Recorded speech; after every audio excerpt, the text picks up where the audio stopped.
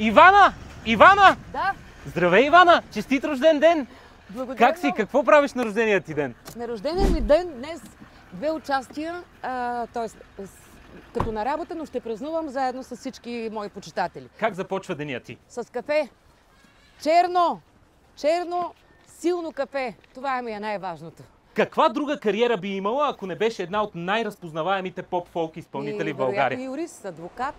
Не, знаеш какво се сещам? Може би ще да бъда най-добрият психолог, защото пейки само любовни песни, вече мога да лекувам и любовни драми. Какво е първото нещо, което правиш сутрин? Кафе.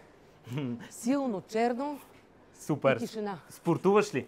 Да, ако за спорт се брои това, че вдигаш микрофон, чантиш, виж, че се запъхтях. Толкова спортувам. Опитвам се поне. Кой е любимият ти град в България? Любимият ми град в България, може би Айтос. Оттам започна всичко. Ако можеш да живееш където и да е по света, къде би избрала? Там, където са ми, как да ти кажа, най-близките хора. Хората, които обичам. Те са ми важни, не града. Навсякъде се дома. приспособявам. Коя е последната книга, която прочете? Любов на Лариса Ренар. Уникална книга и уникален автор. Имаш ли любимо хоби извън музиката? Ох, не знам, много обичам да харча пари, ако това е хоби, и да спя. Хоби е. С коя една дума би описала себе си? Може би ураган, не знам, това ми идва на ума. Супер! Сега. Коя е най-голямата ти мечта в момента? Ох, да се наспя. Кое е най-лудото нещо, което си правила за феновете си? Може би да излизам на сцена, когато не съм била здрава. Почти без глас, с температура, да, но съм го правила. Адмирации. Кое е най-важното нещо, за да бъдеш успешен в музиката? Ако кажа само талант, не е достатъчно. С толкова много коса ще ме правиш. По-скоро трябва много работа, много дисциплина и тогава се получава, защото има много музикални хора, но те не са успешни. Кажи ми нещо, което никой не знае за теб. Правя уникална лютеница. Да, цяла България иска от нея. Знам, цяла България знае за нея. Каква е истинската Ивана? Такава каквато я виждате сега на сцената, само че в живота съм с по-удобни обувки, не съм на високи топчета. Кой е любимият ти български артист?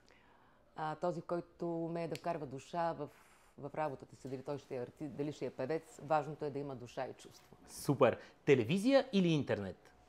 Значи, телевизията е нещо, което те прави много известен. Интернетът ти дава вечност. Аз мисля, че и двете неща са важни, но към момента все още за мен телевизията е по-важното място, което те признава. Или Инстаграм? Имайки предвид, че съм многословна, Фейсбук. Там мога да качвам постове дълги. Кой е най-големият ти гаф? На големи концерти да объркам града, в който се намирам. И да, случило се е верно, абсолютно честно. Срам ме. Яко. Кое е любимото ти българско ТВ предаване? Категорично Гласа на България. Супер! Имаш ли ритуал преди да излезеш на сцената? По-скоро искам тишина и спокойствие за 5 минути. Това ми е ритуал, за да мога да се съсредоточа, да не бъркам градовете. Как си почиваш след натоварен график? Лягам да спя, изключвам телефона и не вдигам, може би, 1-2 дни. Кой е най-лудия слух, който си Пак чувал... къде да вървя? Нищо. Кой е най-лудия слух, който си чувала за себе си? Преди ми казваха, че съм дебела, сега ми казват, че съм била анорексичка. Ако можеш да дадеш само един съвет на младите изпълнители, какъв би бил той? Да бъдат по-скоро себе си, защото копията не се признават. Оригинала винаги е по-важен. Какво правиш, за да изглеждаш все така ослепително? Усмихвам се на живота и го живея. Кой е най-големия комплимент, който си получавала? Това е хубаво. Аз не слушам по-фолк, но слушам теб. Много ми е хубаво. Много яко. Колко е най-големият ти хонорар, който си получавала? Честно, не се измерва с цифри. Няма нещо, което да измери аплодисментите на хората в число. Супер. С какво се занимава Ивана в ежедневието? С хиляди глупости. Мога да пазарувам до безкрай, след това може да ме видиш в магазин за хранителни стоки, след това може да ме видиш на грим, след това може да ме видиш на сцената, знам ли. Коя е любимата ти дестинация за почивка? Където и да съм ходила, накрая, като се стъпя в България, ми е най-готино и тук наистина се чувствам себе си. Може би, защото знам език. Супер. Има ли изпълнител, с когото мечтаеш да направиш дует? Знаеш ли, дуетите са нещо, което се случват. То трябва да се случи.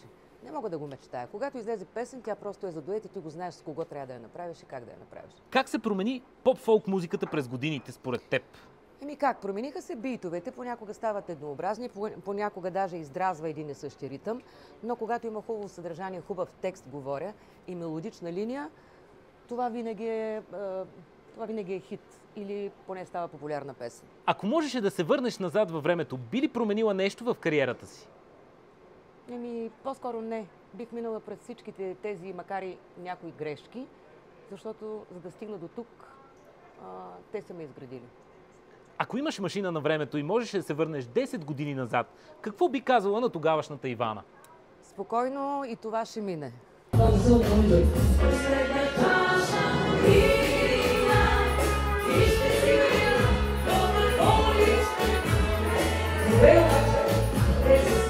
Коя е най-успешната ти песен?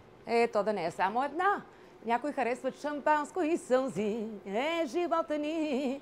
Други пък за тях е какво ще кажеш, да се напием. За другите пък, а за какво са ни всичките тези пари? Или пък полудяхме ли, кажи, какво стига? Да нямам само една песен. Помниш ли първото ти излизане на сцената? Чакай, откъде трябва да мина. Първото излизане на сцената съм била на 4 години. Вау! Не го помня, да, баща ми е качил на една маса. Жестоко. И ако масата се брои за сцена, значи имам първа сцена. Определено. Кое е нещото, което те мотивира да продължаваш да правиш музика след толкова много години? Хубавия текст. Намери ли хубав текст, попадне ли ми хубав текст, нещо, което да ме развълнува, няма как да няма песен върху него. А твоите наистина са страхотни. Ако трябваше да избереш една песен от твоя репертуар, която най-добре описва твоята личност, коя би била тя? Мъж ли е, не го жали? Или 100 патрона ще ти вкара? Супер! Опиши Стояна с 3 думи. Енергия, лудост, емоция, страст. Не стига една дума. Тя е музика цялата. Кой е най-големия компромис, който си правила за мъж? Ами, че съм му давала втори шанс, което е било грешка. Винаги ли шампанското е придружено с сълзи? Обикновено да, защото ако си постоянно щастлив, то ще по-скоро граничи с нещо психическо заболяване. Няма такова да си постоянно щастлив. Лудо се. Така е. Коя песен ти е по-любима? Шампанско и сълзи или Квартална кръчма? Омръзнали са ми. Сега новата. Само те обича, ала пред всички. Разписката ти, не знам защо са пиели. Нощта изтича, ти поръчваш пето много ефекта. А ти си назад, удиват лицето, за детревица, за всички блудница.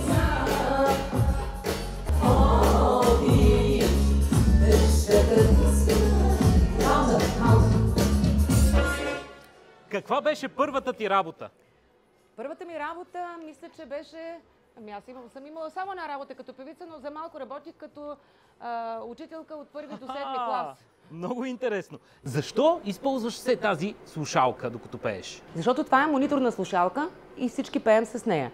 Понякога тя излиза и се налага да я натискам, за да влезе хубаво в ухото. Това е. Сега разбрах. Какво предстои за Ивана през 2025 година? Само надявам се хубави неща, а през не толкова добрите да минавам лесно. Това си пожелавам и това искам. И леко, без нерви. Защо реши да се занимаваш с музика? Аз не реших. Тя реши, тя ме избра.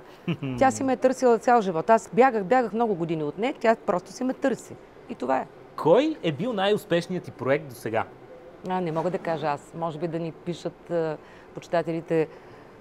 Пишете в коментари. Да, в коментарите кой е за вас най-добрия. Добре, кажи ми един твой страх. От тесни и високи пространства. Има ли нещо, за което съжаляваш? Не, категорично не. И за хубаво, и за лошо, така е трябвало да стане. Коя песен ти е на сърцето? Най-новата. Най-новата, която се казва "Един живот".